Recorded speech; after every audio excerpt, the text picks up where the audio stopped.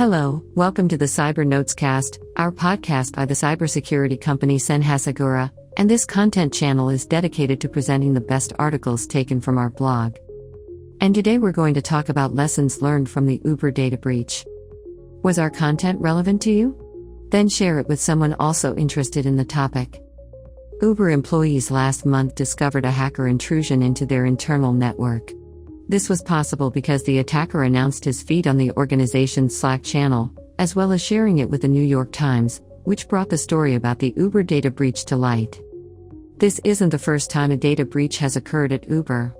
Previously, the company had to pay a fine of $148 million due to the theft of data from 57 million users and 7 million drivers worldwide in the year 2016. The 2016 attack further prompted the conviction of former Uber CSO Joe Sullivan for hiding data breaches and theft from authorities. In this article, we're going to dig into the 2 times Uber data was breached and the lessons learned from those intrusions. To facilitate your understanding, we have divided into topics. They are: how did the data breach at Uber happen? How did Uber respond to the hack? What was the impact for the organization? Who is responsible? How did the 2016 Uber data breach occurred? About Senhasegura? Conclusion: how did the Uber data breach happen? An attacker is believed to have purchased an Uber contractor's corporate password on the dark web after their personal device was infected with malware, exposing their credentials. The contractor received multiple requests for two-factor login approval and ended up releasing access to the attacker, who was able to log into the collaborator's account and gain access to various tools, such as the organization's Slack. Known as an MFA fatigue attack, this social engineering technique involves bombarding the victim's authentication app with push notifications so that they accept and allow access to their accounts and devices. He then posted a message on the Slack channel announcing the Uber data breach. He complained that the company's drivers are underpaid, as well as exposing screenshots showing assets he has gained access to, such as Amazon accounts, web services and code repositories. How did Uber respond to the hack? According to Uber's website, its security monitoring processes allowed it to quickly identify and respond to the attack. Their focus would have been on ensuring that the hacker no longer had access to their systems, thus protecting user data, as well as investigating the scope and consequences of the incident. His actions included: identify employee accounts that could be compromised and block their access to request a password reset, disable tools potentially affected by data breach at Uber, reset access to keys for internal services, prevent new code changes, require employees to re-authenticate when restoring access to internal tools, as well as strengthen policies related to multiple factor authentication, MFA, and expand monitoring of the internal environment. What was the impact for the organization? Also, according to information released by Uber, the hacker had access to the company's internal systems, but investigations are still ongoing. On the other hand, it was already possible to obtain some information. Uber did not find access to its production systems, that is, to public-facing tools, user accounts and databases with their information. The company encrypted its users' credit card and health data, providing them with more protection. It also revised its codebase, which did not point to attacker access to customer data stored in its cloud environments. Apparently, the hacker downloaded internal Slack messages and information from an internal invoice management tool.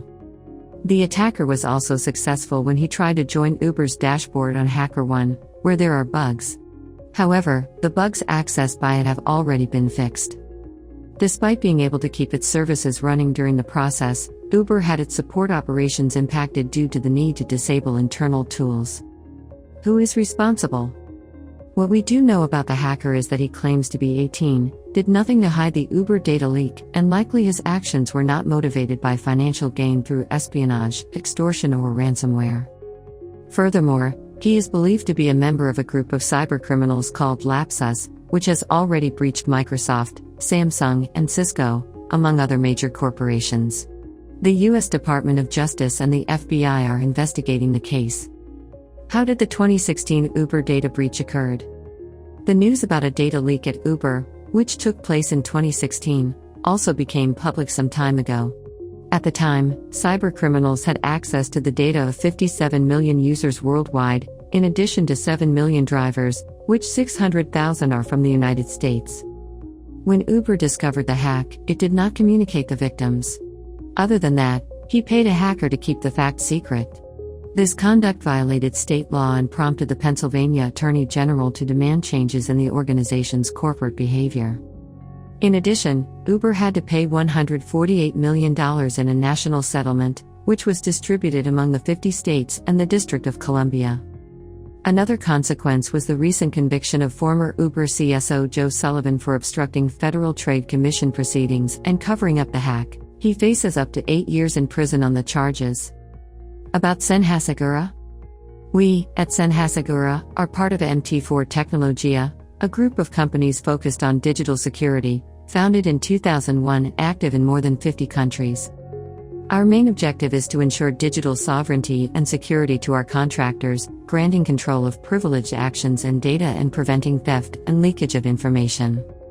For this, we follow the life cycle of privileged access management through machine automation, before, during and after access.